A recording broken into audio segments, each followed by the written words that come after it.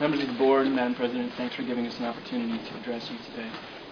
As we're all aware now, there are a number of very freaked out American Studies graduate students. We were first told a little over a month ago that our program was too productive and nationally esteemed to get cut. As my colleague Jack Taylor will point out in a little bit, graduate students in the American Studies program at MSU here came to be part of an excellent program. Many turned down offers at other institutions in light of the prestige attached to MSU's program. We house two respected academic journals, the Journal of Popular Culture and the Journal of Radicalism. Our library is home to the largest comic book collection, if not the largest in the world, one of the largest, as well as a robust archive on radical literature. Every year we essentially run, that is, faculty and students from MSU, the National PCA Popular Culture Association and Joint American Culture Association Conference, under the outstanding leadership of Professor John Bratzel, a conference that draws over 1,000 participants every year. And both our faculty and our students have been published and continue to publish. If MSU's restructuring policy is indeed determined, as Provost Wilcox mentioned to the GEU at our GMM meeting last week, about quality, then surely the American Studies graduate program has nothing to fear. So we thought. In the last week, we learned that not only is American Studies likely to be cut, but it is perhaps the only program in the College of Arts and Letters to get cut. If we're lucky, quote unquote, we'll have the opportunity to be absorbed into the English department, where we stand to face fierce hostility with regards to funding, TA lines, with the English grad students who naturally are protecting their own funding. Moreover, many of us are working in other primary fields like history and anthropology and sociology. Where do those students stand in the pecking order for funding in the English department? We are not naive, and we understand that the state has been reducing funds to the university steadily for over the past 10 years. But echoing once again, Jack, well, not echoing, foreshadowing Jack, I didn't know where we were going to be in terms of order. That only demonstrates that we've had a decade to come up with innovative ideas. We knew that these cuts were coming. We had more time to restructure and save expenses while maintaining our outstanding commitment to research and to the graduate students we support, and that we have recruited to build on that legacy. To take the program away from them, to eliminate their faculty support and the funding necessary to produce scholarship worthy of MSU's reputation as a premier research institution. To take those things away is to suggest that MSU's commitment to balancing the budget is greater than its commitment to integrity. As my colleague Darren Brown will suggest, many of us are already making great sacrifices for the privilege of studying in this program. I'm a father of 3 children, all under the age of 6 years old. I also teach as an adjunct at LCC to support my family, so that I can go here. A lot of us are making these kinds of sacrifices because this is a quality program. I have a bachelor's degree from Michigan State University. I have a master's degree from Michigan State University. And I hope to have a PhD degree from Michigan State University. And the reason I have all 3 degrees from this school is because they were the best programs, not because I love MSU, although I do believe they were the best programs. As I close, I would like you to understand that we realize that the university cuts are symptoms of the problem. To address the problem, we must confront the state. And to confront the state, we need a united coalition with ears on the inside. You, ladies and gentlemen, have ears on the inside. Members of the board and President Simon, we recognize the problem, and we are currently building coalitions. And we are starting to build allies, both politically and with other organizations around the state and the university. When the time is right, are you prepared to stand with your undergraduates, your graduate students, your faculty and student groups, and allies from across the city and the state when we start to pressure the state as advocates for education? Advocates for building a new Michigan economy, supported by new industries, powered by local workforces trained and educated in Michigan schools. We hope that you will. Mr. Provost, I know that you have a thing for sports. I was a football player. And we always said that the team is only as strong as the weakest member on the team. American Studies is not the weakest member on the team. A two-way player with a steady track record of success. And a commitment to community interaction and development is not something that should be discarded lightly. Thanks for your time.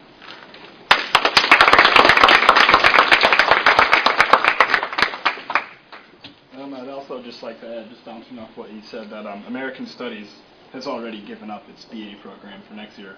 And then we recently found out about the recent graduate student cuts. And also just to highlight the idea that we are engaged, as one of MSU's, as the mission statement declares.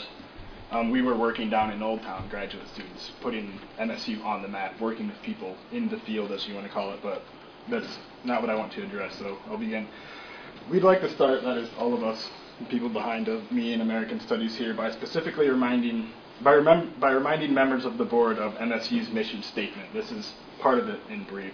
Michigan State University, a member of the Association of American Universities and one of the top 100 research universities in the world, was founded in 1855. This is the main part.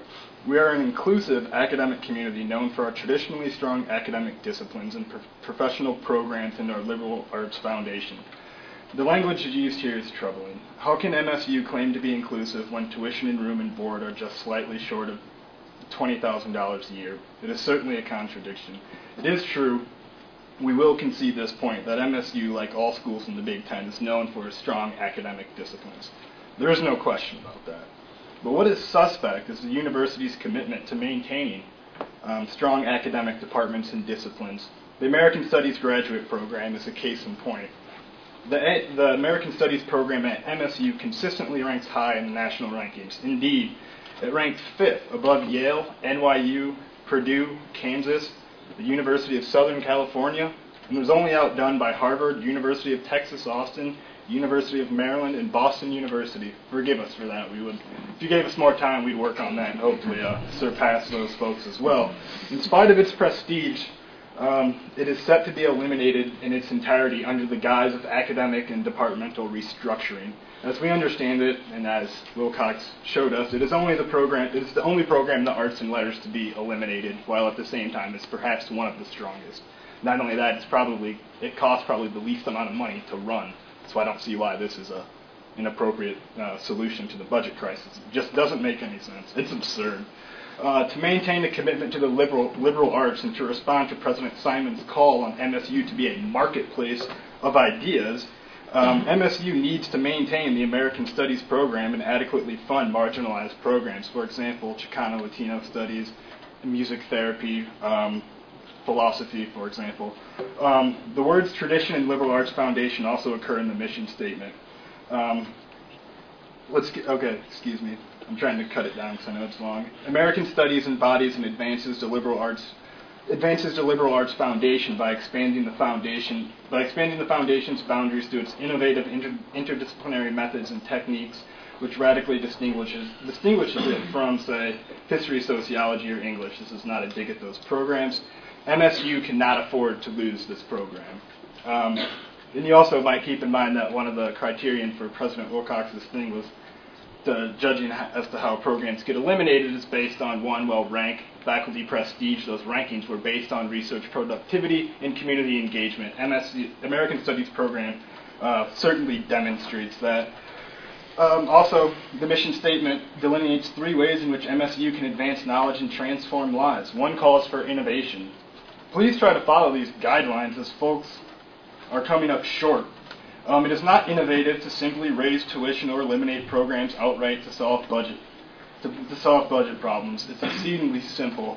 Speaking of innovation, have you considered, I know we spoke about this with President Wilcox at the GMM meeting, and he said he favored the idea, or would at least consider it, a $5 service charge per ticket at each major sporting event, football and basketball, to help marginalize programs to ensure MSU's mission statement is not just empty rhetoric, but a reality.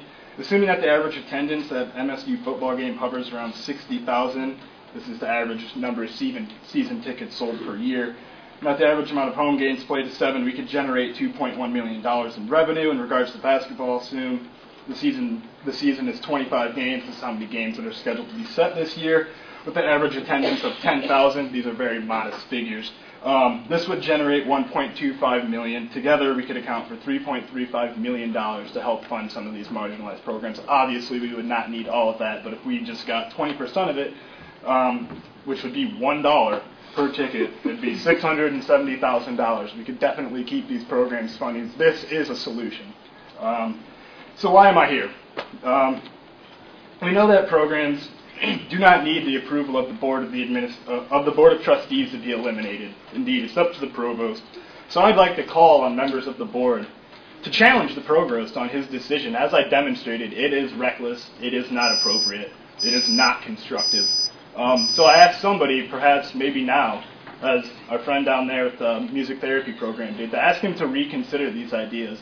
I know he'll argue that this is not set in stone and that these are still very much fluid, but we have to question that logic, and we should really question it very seriously. I'm very hard-pressed to figure out how eliminating the program or restructuring it in a fashion that strips TA lines and consequently the experience necessary to be a successful scholar meets these ends.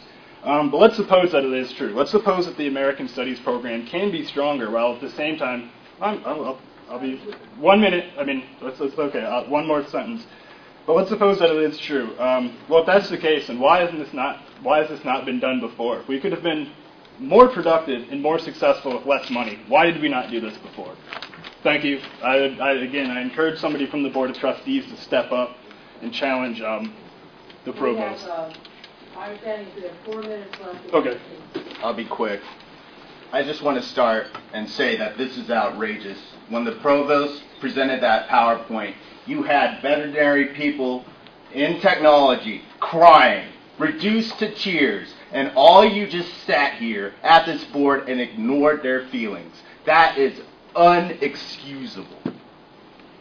The current volatile campus environment at Michigan State University is ultimately tied to economics under the guise of globalization.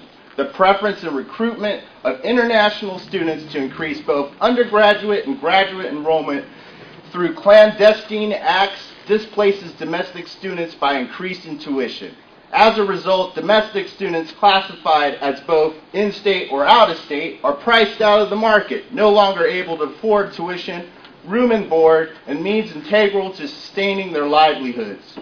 Some students rely on alternative funding streams, work 2 or more jobs, double up credits at community college just to matriculate through the program. Which begs the question, why is American Studies at Michigan State University being eliminated from the College of Arts and Letters? Is it an attempt on behalf of the president to redesign the university as a global institution, a global college? If so, what about our domestic students who are the backbone of this university? This college was founded upon the ideals of providing an affordable education under the guise of the land-grant university.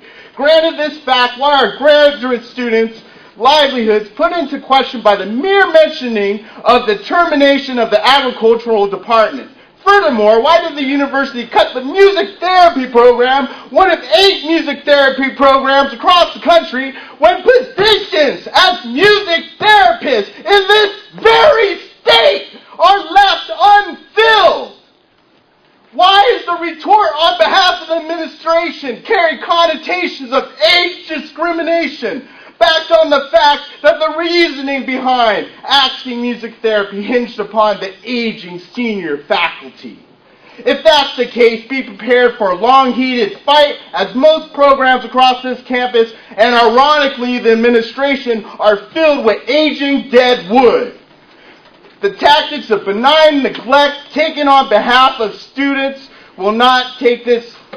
The tactics of benign neglect taken on behalf of the administration to leave by side exit doors during student protests and snore with indifference during student grievances will only inspire us to continue, even if the university makes decisions as usual during campus breaks. The indifference to students' concerns and demands will continue to agitate the proponents of complacency, that is, until we enter positions of power influencing direct change which will ultimately make all of your jobs irrelevant if you leave our questions unanswered.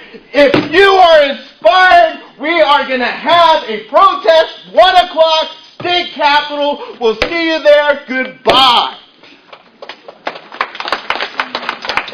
Let's bounce out of this bullshit.